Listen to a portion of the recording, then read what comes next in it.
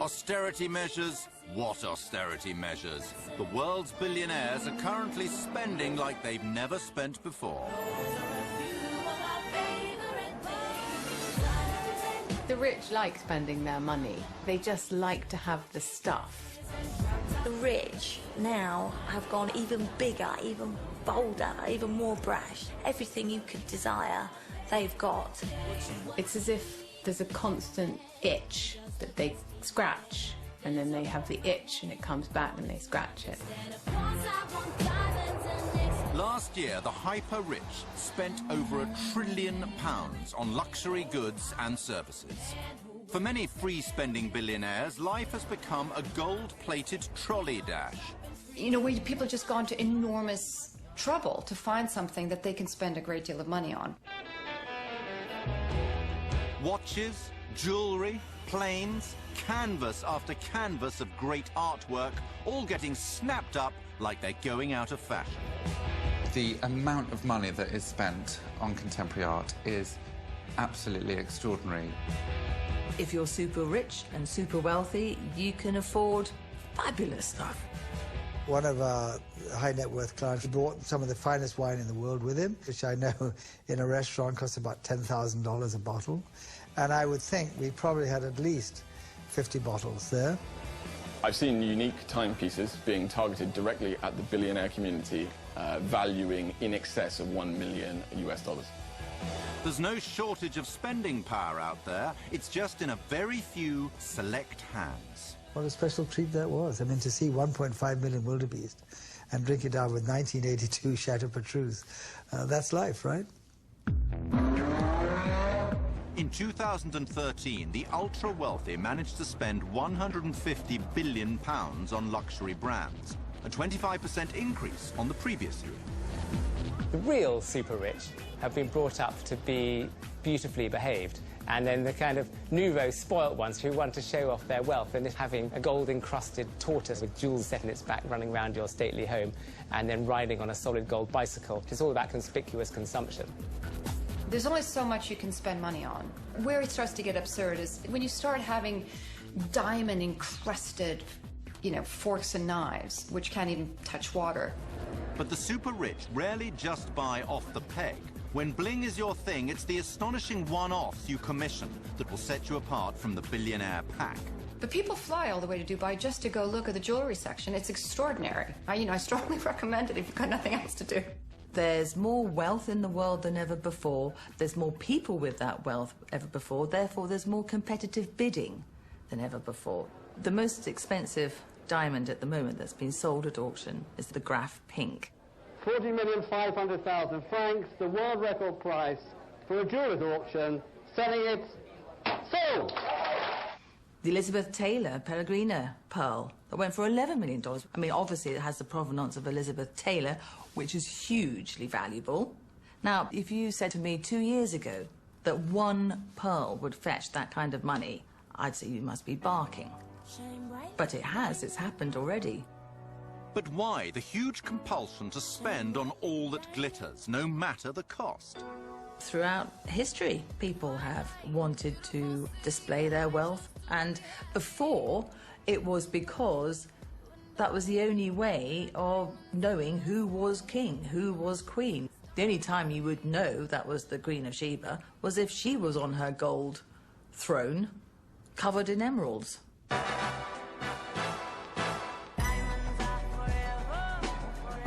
Even in the modern age, the glittery throne exists. High-end bathroom designers Catchpole and Rye cater for modern-day Cleopatras.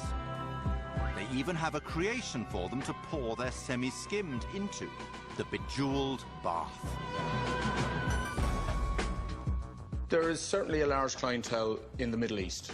They want to impress their friends, want to show them something that's completely wacky, off the wall, bizarre. To some extent, it may even be competitive, that they're trying to, shock.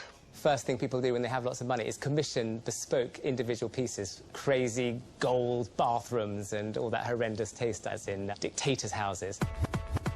They want their friends, relatives to see how much money they spent. It's not something that you're trying to, tuck away in a corner. And this crystal bath does draw a lot of admirers. but you have to be awash with cash to actually afford it. Well, it's £150,000, which may seem quite a lot of money, but the bath has got 22,000 Swarovski crystals on it, which are all hand-applied, which takes quite a long time, I can tell you that. There is a market out there for these bathroom behemoths, namely Tamara Eccleston. She splashed out £1 million on a bespoke bath made from white rock crystals sourced from the Amazon. But that figure does include the cost of reinforcing her bathroom floor so that it wouldn't fall into the sitting room below. I think it's a very nice bathtub. I wish her lots of nice baths.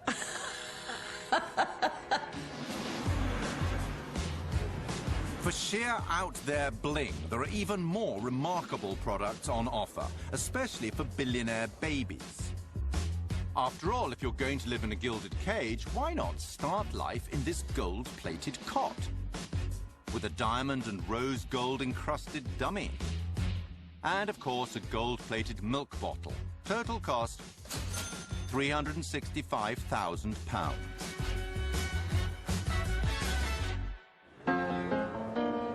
I think people buy these absurd creations because they believe others are buying them.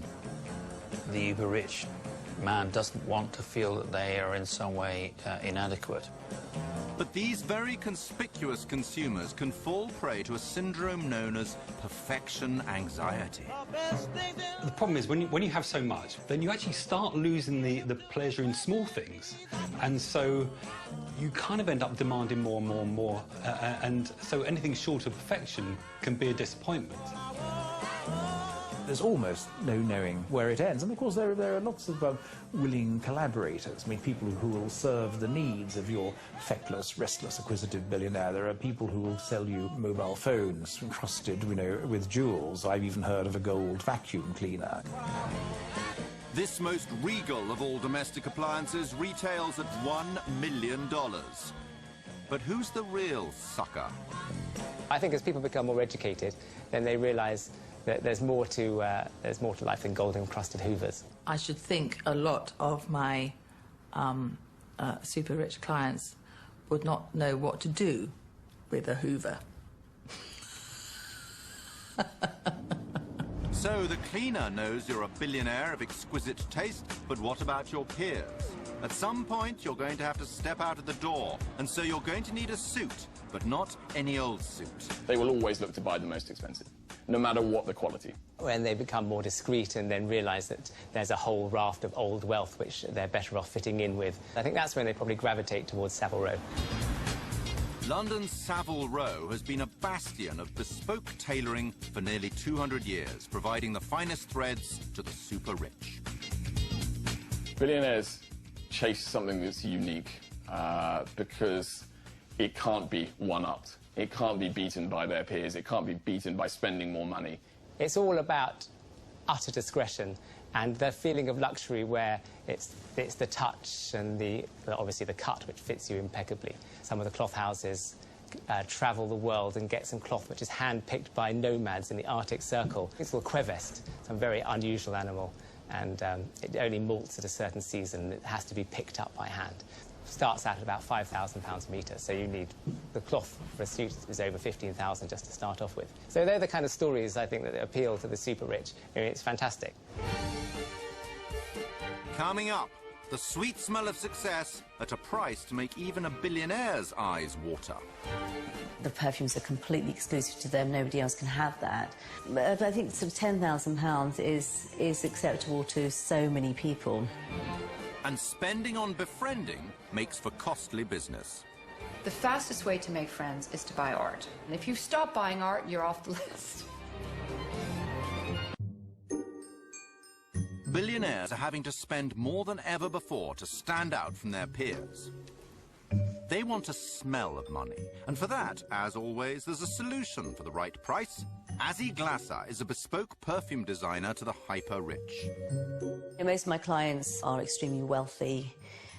You know, it's not cheap to have a bespoke perfume made for them because it's more valuable to say you smell good than, you know, you look good. It's an emotional feeling. For Azzy, stirring the emotions involves blending some very unusual ingredients. Ambergris, for example, comes from, it's the whale spit. When you smell this particular note, you'll smell it and you think, oh my God, that's disgusting. I'm not going to have that in my perfume. So that's why it's not always good to show everyone all the individual ingredients. Probably best not. And for some hyper-wealthy clients, smelling the perfume simply isn't enough. They also want people to see it. She wanted the perfume to look glamorous on the skin as well as smell glamorous and have all this sort of sexual power around her. So anyway, I found out when they make diamonds, you know, the diamond dust, they throw the diamond dust away.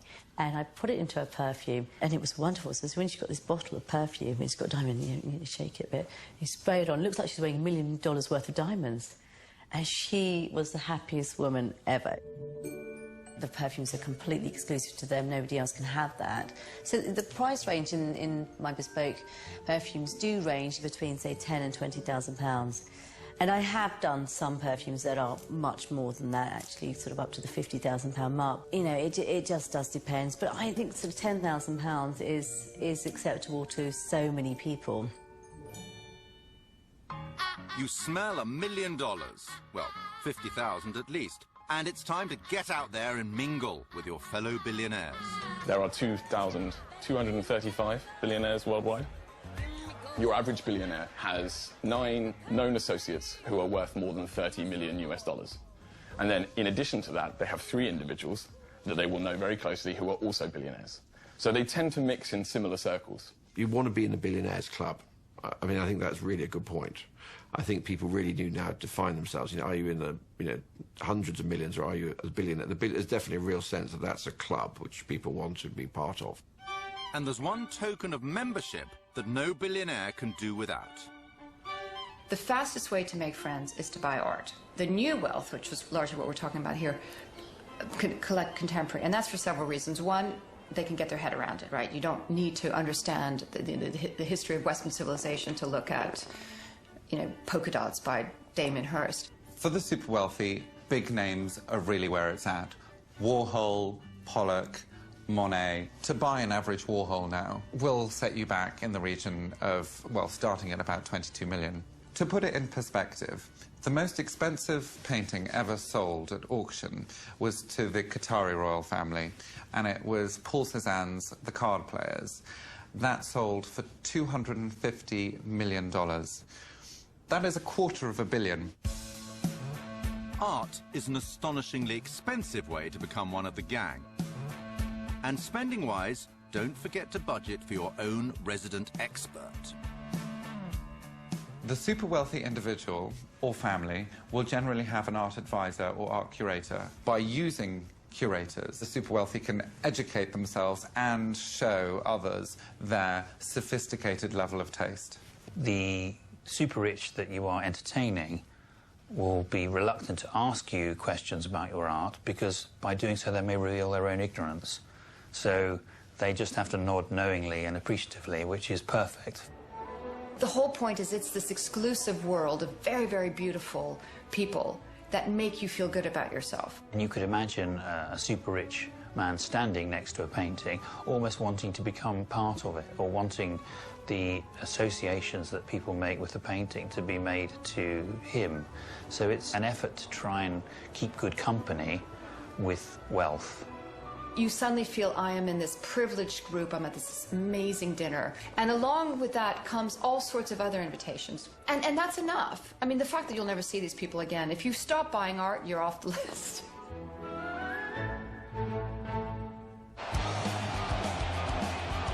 For the billionaire who views himself as more a man of the people, a fabulous way to spend enormous amounts of money is in the populist world of sport. To invest in a football team, nowadays, you have to be a billionaire several times over. It's a bit of wad-waving, you know, you're showing who's got the most power over all the other billionaires who've got their own teams. Owning a sports team is an opportunity to buy yourself a huge popularity in the way that a Roman emperor would, you know, at the Colosseum. You have this feeling with that amount of money that you're invincible, that you're powerful. You can do anything. you know. And then with that, you find their manners can go, the way they talk down to people. Well, they're definitely to be avoided, those people. But there are probably a lot of them who are spoilt by wealth. But you just feel sorry for them, really. These billionaires buying up these clubs could go back to their school days where, you know, they may not have made the team. They may have been the last person picked. If a football team is on its knees and dwindling and a billionaire buys that and restores its fortunes, then in that vicinity, they are heroic. It's great when your team are going up. As soon as their performance starts to deteriorate, fans are very unforgiving. The fans have tired of you, so what is the sporty billionaire to dabble in next? Well, why not the sport of kings? To own a horse of significance allows you to become part of history, because the horse will win the great races and then will produce offspring that may well also win the great races. So you weave your name into the fabric of a sport. Well, I guess the only way that anybody can know that you've arrived is by the company you keep. Investing in horses is one of the more rational extravagances of the super rich, because there is a purpose to it. You want to win races, you want to succeed at Royal Ascot and be introduced to the Queen and be on the front page of the Daily Telegraph. When people think of horse racing, they think of here. This is where it all started. It's buying a piece of brand GB. The capital outlay can be anything up to 10 million. The horse that costs 10 million will still cost you 15,000 to run. The accommodation could involve oak doors, gold fittings, stables which could be easily decked out into pretty acceptable five-star hotel rooms. 5-star sounds perfect. All you need now is a horse. The trouble is, to get your hands on decent bloodstock, you're going to have to duel with the financial thoroughbreds. Horse auctions are unusual in that the super rich don't really like to attend Chris's, Sotheby's or wherever, but bloodstock auctions are a much more sociable affair, and you do see the Maktoum family there in person, and you see the Qatari royal family there in person, which adds to the compulsion to spend, because it becomes a mini-drama in its own right. 5 million buys for the effective purchaser to thank you all very much indeed. 5 million buys. The auctioneer will goad the potential bidders and even suggest that they may have inadequate wealth in order to elicit one final bid from them. The problem with horse racing, of course, is that there's always a gamble to be had. And the risk is not just for the trackside punters. 1980s was the first time that Sheikh Mohammed of Dubai got involved in racing and owning horses. And he went to the sales and took on this great sort of bidding duel for a son of Northern Dancer, who was a star stallion at the time. And that horse sold for, I think, $10.5 million. And it was called Snaffy Dancer and was absolutely useless. And to make even matters worse, they thought, oh, well, we'll send him off to stud. And he was infertile at stud. So it was, you know, that's what can happen when you spend that much money.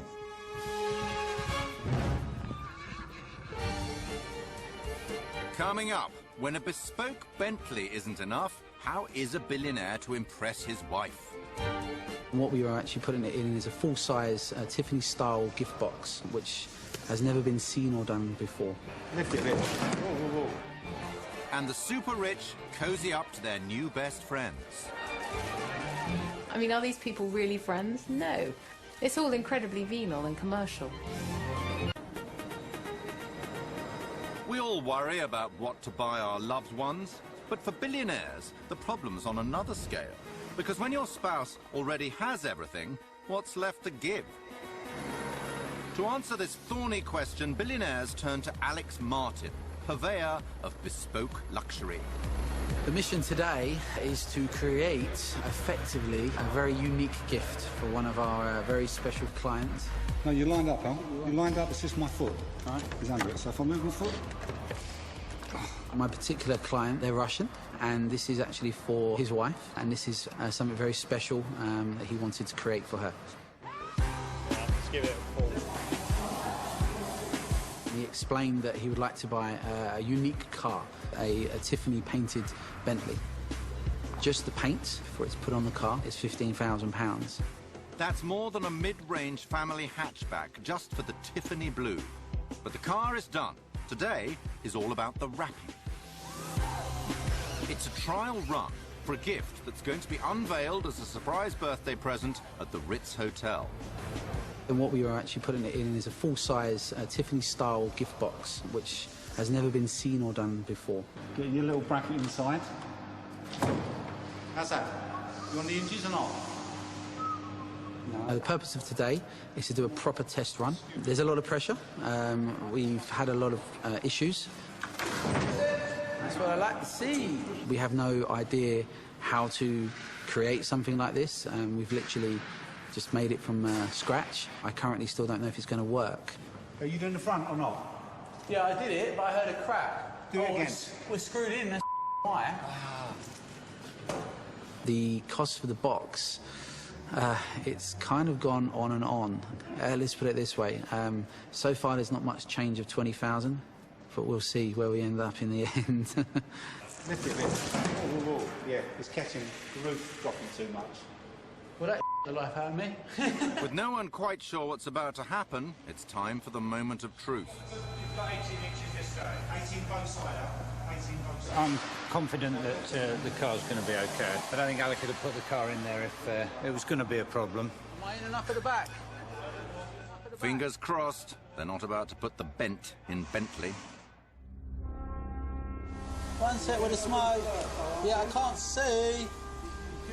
Can't breathe. Wait, you gotta wait, you gotta wait. Wait. Everybody hold it. I'm trying to put the pins in. Oh, okay. Right, ready?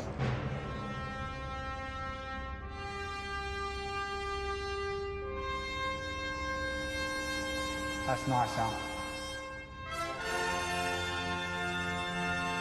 Some people think, you're mad, why are you doing this? However, I'm sure that if anyone received the world's only Tiffany blue Bentley, you'd be pretty happy, as long as the box doesn't land on the car. Worked, didn't it?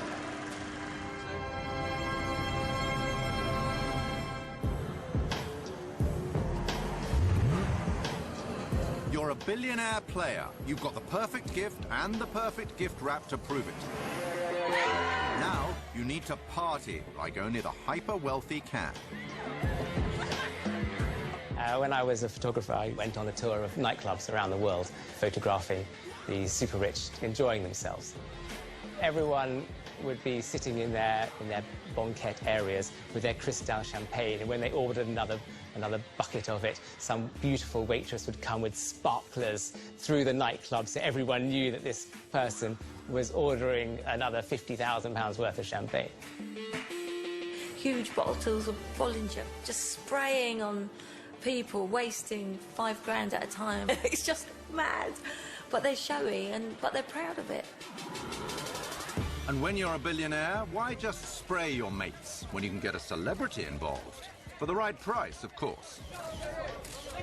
They do want to show off their wealth, so getting the top pop stars who you know are incredibly famous to sing at your party gives you massive kudos.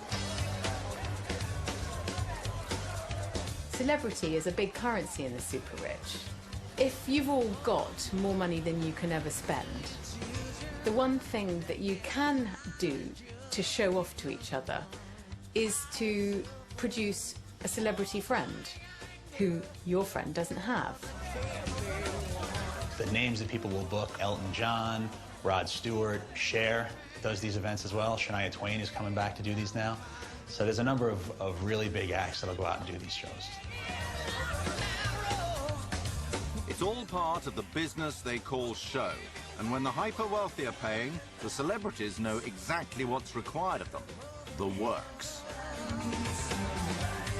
When these billionaire clients have these private events, the artist will normally become a little bit more a part of the event itself, not just perform and disappear. It could be a meet and greet after the show. There could be a meet and greet before the show. They'll take pictures, they'll hang out, they'll come to the dinner perhaps and take some pictures with the guests.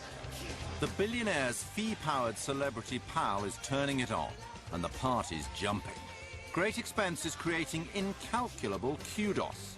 Only for the billionaire, there can be no doubt at all how much this newfound street cred is costing him. For some of these acts, you're looking at a fee of somewhere in the neighborhood of $1 to $2 million. So by comparison to either the overall cost of the party or the net worth of the high net worth individual, you know, these are really just a drop in the bucket. And sometimes, just sometimes, the next performance might be on the house. These billionaires more often than not have common interests with these artists, whether it be art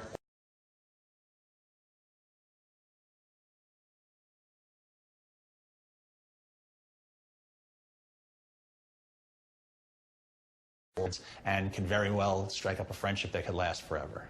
I was at a party actually in Moscow, and actually this particular party, it was totally ridiculous. These huge chaps came out and they wheeled out a cake which was, I don't know, 10 foot across, 15 foot high. Proper cake with candles and everything on it.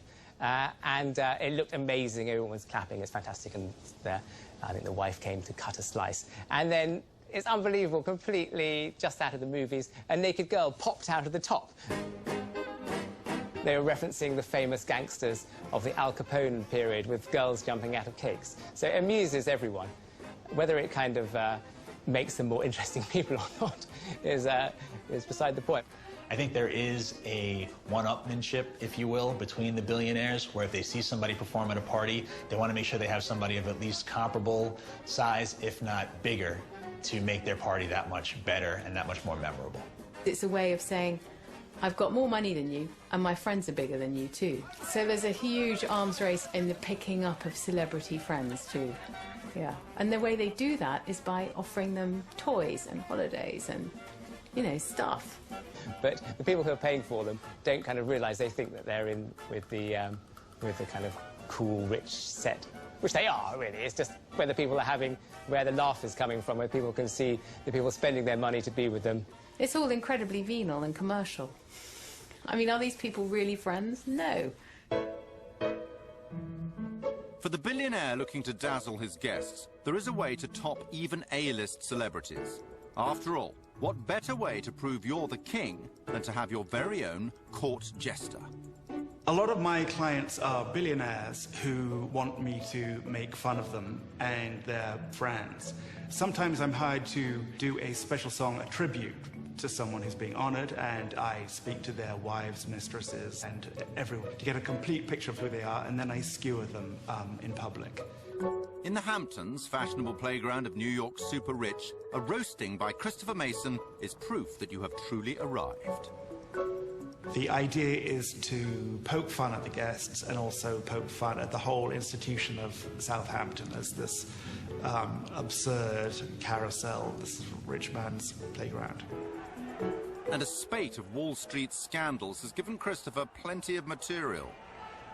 Southampton has tremendous flair, white-collar felons everywhere. If you don't have friends who've been to jail, your social life may be a little stale. It's funny, with these people, it's become such a norm. It doesn't seem so surprising to go to a dinner party and see someone who was in prison just a few days earlier, and they're just welcomed back into the fold. There's a frisson of scandal. Needless to say, when billionaires are banged up in this epicenter of capitalism, there's a perfectly legal way to sweeten your time inside. There's an astonishing league of people out there known as prison consultants, and it's like a sort of restaurant guide, exclusive restaurant guide to the best prisons in the system. So, for instance, if you like to play a lot of tennis, they can guide you to a federal prison that actually has tennis courts. It's bizarre. Coming up, tiring of their toys, billionaires find new ways to splash their cash. They don't want to show how much money they've got. They want to experience the world, and they want to show their wealth through experience. But at the same time, yes, they do want their drinks chilled. And 7-star luxury on a super-rich safari. Where would you source a bottle of Chateau Lafite from? We'll have to source it in South Africa. Mm-hmm. These are the things that only money can buy. You might think you want to be a billionaire, but you really don't. They have everything money can buy, but herein lies a problem. The trappings of wealth can become traps for the wealthy. Billionaires are very different from most people, and they already have about 6 homes. They have a beach home, they have a ski home, they have a city home, they have many homes. The pursuit of things isn't really things that make people happy. You know, people actually feel more fulfilled and happier by doing things rather than having things. When they get to a certain amount of money, they actually just get a bit bored. They've actually bought everything. I mean, there's only so big a super yacht that you can have. There's only so many Ferraris or Maseratis or Rolls Royces that you can have. So you reach saturation point. So what is the bored billionaire to do? The answer, it would seem, is to spend your millions not on things, but on once-in-a-lifetime experiences. They quite enjoy something that money can't buy. It's moments for them that are the key thing. Things that they'll remember with their families forever, such as taking a billionaire to play tennis with Rafa Nadal, or having dinner in Versailles. Things that money couldn't buy them without the access. And I think that is driving the billionaire's taste for experience. Instead of buying a £45,000 handbag, they're buying a once-in-a-lifetime, or multiple times in a lifetime for certain guests, experience. Everything is possible at a price. I want to go to the Oscars. I want to be invited to the Oscars. How do I get invited to the Oscars? Very difficult, by the way. It's all about the insider access.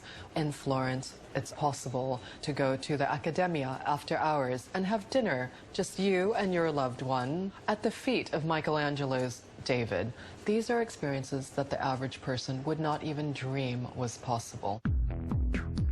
In 2013, the super-rich spent £300 billion on one-of-a-kind adventures. For luxury travel agents and fixers, it's a fabulous opportunity to get creative. A client came to us with the most magical brief and said, look, I want to have the party to end all parties. But, he said, I'm bored of tents in the garden.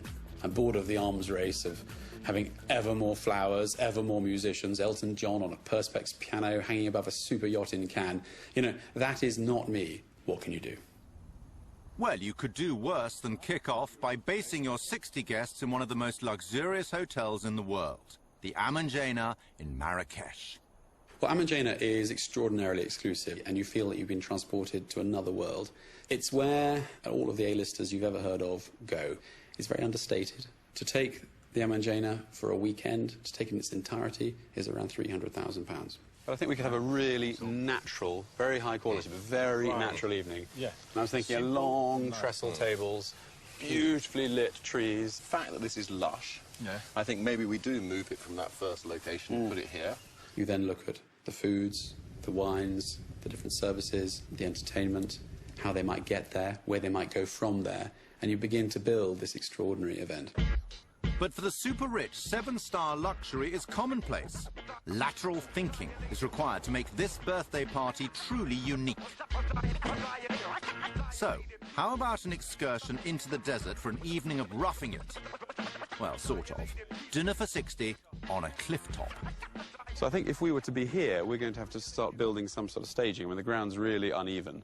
And I think whilst we want a rugged experience, it's got to be comfortable. So this We've also got to get a kitchen in here as well. This is Morocco, and you have to think about every worst-case scenario there is. If you build a tented camp in the desert, you have to have a whole hotel waiting, probably empty, so that if there's a sandstorm in the desert, you scrap what could have cost you £100,000 to set up. You scrap that evening altogether, and you have an alternative event in a hotel that you've got there waiting for you. Well, the budget for this event is anything between £500,000 and £1 million. So we have a ceiling of £1 million. It's about creating the moments. So as they arrive in here, they'd be able to see this row of Berber women with drums and cymbals banging, and they ululate. Luxury used to be all about gold taps. It used to be about show. It used to be about consumption. That's changed. They don't want to show how much money they've got. They want to experience the world, and they want to show their wealth through experience. They want the wilderness. They want that rawness. But at the same time, yes, they do want their drinks chilled. It's not just going on a luxury holiday anymore. It's about the experience and what you can bring back, the bragging rights that you can use at dinner parties with your friends, etc. Those are the things that it's still okay to brag about travel. You know, you don't brag about, you know, cars or watches or real estate, but you can brag about where you went on holiday. It's about creating a moment in time that their money can't buy anymore. I think what they're looking for a lot of the time is a way to escape. Having unlimited wealth does enable you to travel into extreme areas. I mean, they are submarines that are capable of going right down to the bottom of the ocean and seeing creatures that no one's seen before. One of the strangest requests we ever had was a lady who wanted to complete a life's ambition, which was to climb Mount Kilimanjaro, which, by the way, isn't easy. It's 19,432 feet high, highest mountain, of course, in Africa. And she said she wasn't very fit either. So we said, okay. We ended up carrying the lady to the top of Mount Kilimanjaro, to Uhuru Point. And then she'd been carrying a little bag all the way up. And we said, why is she carrying that bag? And the last bit, she said, one moment, she took out of the bag some red Manolo Blahnik shoes and put them on and had pictures of herself taken on it.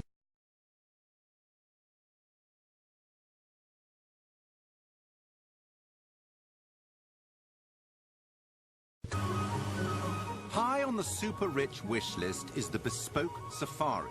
But here, billionaires face a dilemma. They crave new experiences, but they demand luxury. That's where Annabelle Wilson comes in.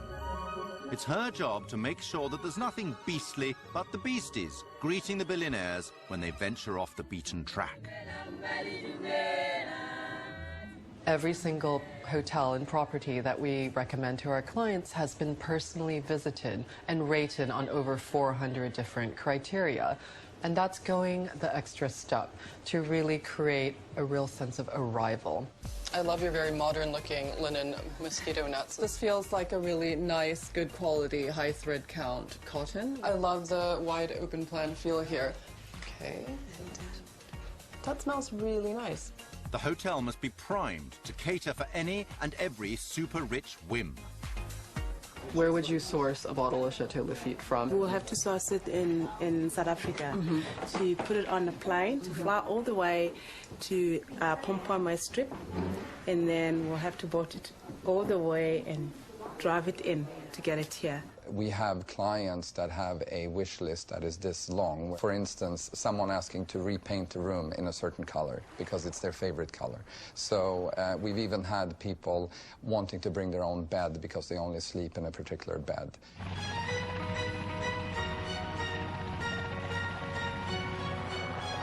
Arriving in Botswana today, but braving it without their own bed, are investment banker Mark and interior designer Nikki. This wealthy couple have been on various wildlife-focused holidays, but this trip, costing £9,000 a day, is their first African safari.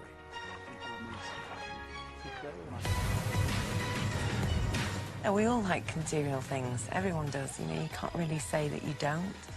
I just think here is just totally different. Animals and wildlife are a strong passion of mine. A trip like this is a must for me. These special experiences do stay with you forever, and possessions might not. Of course, the beautiful things, the champagne in the canoe at sunset, of course, those are all parts of the experience. But what really brings it home and what really differentiates it is something beyond just the trappings of ordinary luxury. I think ultra-net worth people want to go on safari because wealth divorces them for much of their life from actual reality. And when they come on safari, this is a very primal experience. It's not going to a wine cellar and buying a bottle of great wine. On this holiday, you even get your own conservationist. I wanted to show you both some statistics from 2007 to 2013 of rhino poaching incidents. Last year, we had over 1,000 rhino poached in South Africa. The reaction you get from them, and it is a very emotive one, and it often involves a lot of tears at the end of these trips. And it is a life-changing moment, and it changes the course of the way they think about life. Another incredible super-rich holiday draws to a close. And you have to wonder if there's anything money can't buy. Priceless art, jewellery to die for, rock crystal baths, perfumes infused with diamond dust, even life-changing moments. It's all on tap for those with deep enough pockets.